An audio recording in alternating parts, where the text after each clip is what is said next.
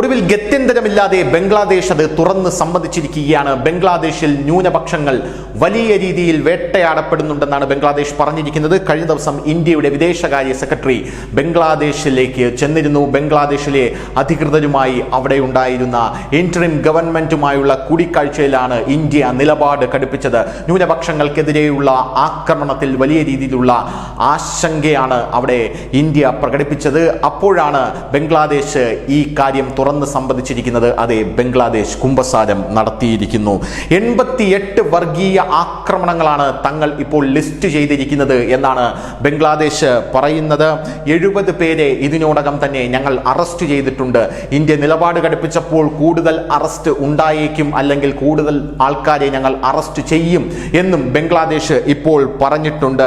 എന്നിരുന്നാലും ഹിന്ദുക്കളുടെയും മറ്റു ന്യൂനപക്ഷങ്ങളുടെയും വിശ്വാസങ്ങളുടെ മേൽ ഞങ്ങൾ കുതിര കയറിയിട്ടില്ല, അല്ലെങ്കിൽ അതിനെ മുതലെടുത്ത് ആക്രമണം നടത്തിയിട്ടില്ല എന്നാണ് ബംഗ്ലാദേശ് ഇപ്പോൾ ഇന്ത്യയോട് പറഞ്ഞിരിക്കുന്നത്. ആ വാദം ഇന്ത്യ തള്ളിക്കളയുകയാണ്. പോരാത്തതിന് പ്രസ് സെക്രട്ടറി, അതായത് മുഹമ്മദ് യൂനിസിന്റെ പ്രസ് സെക്രട്ടറി ആയിട്ടുള്ള ഷഫീഖുൽ ആലമാണ് ഈ കാര്യം ഔദ്യോഗികമായി അറിയിച്ചിരിക്കുന്നത് എന്നാണ് PTI റിപ്പോർട്ട് ചെയ്യുന്നത്. കഴിഞ്ഞ ഓഗസ്റ്റ് 5 മുതൽ ഒക്ടോബർ 22 വരെയുള്ള കേസുകൾ മാത്രമാണ് ഈ 88 കേസുകൾ എന്നാണ് അവർ പറയുന്നത്.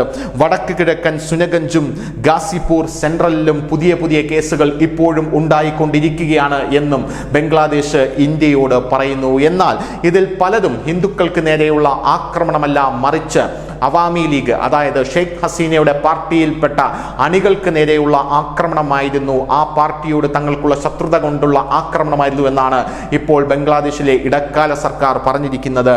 അത് ഹിന്ദുക്കൾക്ക് നേരെയുള്ള ആക്രമണമല്ലായിരുന്നു. പോരാത്തതിന് ഇരകളായിട്ടുള്ള ആൾക്കാരിൽ ചിലർ അവരുടെ വിശ്വാസം മുതലെടുത്ത് ആക്രമിച്ചതല്ല, മറിച്ച് വ്യക്തിപരമായിട്ടുള്ള തർക്കം കൊണ്ട് അവരെ ആക്രമിച്ചതാണ് എന്നുമാണ് ഇപ്പോൾ ബംഗ്ലാദേശ് സർക്കാർ ഇന്ത്യയോട് പറഞ്ഞിരിക്കുന്നത്. ഒടുവിൽ ബംഗ്ലാദേശ് സമ്മതിച്ചിരിക്കുന്നു. ചിന്മോയ് കൃഷ്ണദാസ് എന്ന് പറയുന്ന ഇസ്കോൺ എന്ന വലിയ സംഘടനയുടെ ആത്മീയ ആചാര്യൻ ഇപ്പോഴും ജയിലിൽ കിടക്കുന്ന ആ സാഹചര്യത്തിലാണ് ബംഗ്ലാദേശ് ഇക്കാര്യം പറഞ്ഞിരിക്കുന്നത് എന്നുള്ളത് വലിയ വാർത്താ പ്രാധാന്യം അർഹിക്കുന്ന ഒരു കാര്യം തന്നെയാണ്. കാരണം ബംഗ്ലാദേശ് വിവേക് മിശ്രി എന്ന് പറയുന്ന ഇന്ത്യയുടെ വിദേശകാര്യ സെക്രട്ടറി അവിടെ എത്തുന്നതിന് മുമ്പേ ആദ്യം വാദിച്ചിരുന്നത് ഇന്ത്യ ബംഗ്ലാദേശിൽ ആക്രമണം നടക്കുന്നു എന്ന വ്യാജ വാർത്ത കൊടുക്കുന്നു, പല കാര്യങ്ങളും പെരുപ്പിച്ചു കാണിക്കുന്നു എന്നാണ് പറഞ്ഞിരുന്നത്. എന്നാൽ ഇപ്പോൾ ബംഗ്ലാദേശ് ഔദ്യോഗികമായി ഇന്ത്യക്ക് മുന്നിൽ സമ്മതിച്ചിരിക്കുന്നു. അതെ, ബംഗ്ലാദേശിൽ ന്യൂനപക്ഷങ്ങൾ ആക്രമിക്കപ്പെടുകയാണ്, ഞങ്ങൾ നടപടിയെടുക്കുമെന്ന്. News desk, news India Malayalam.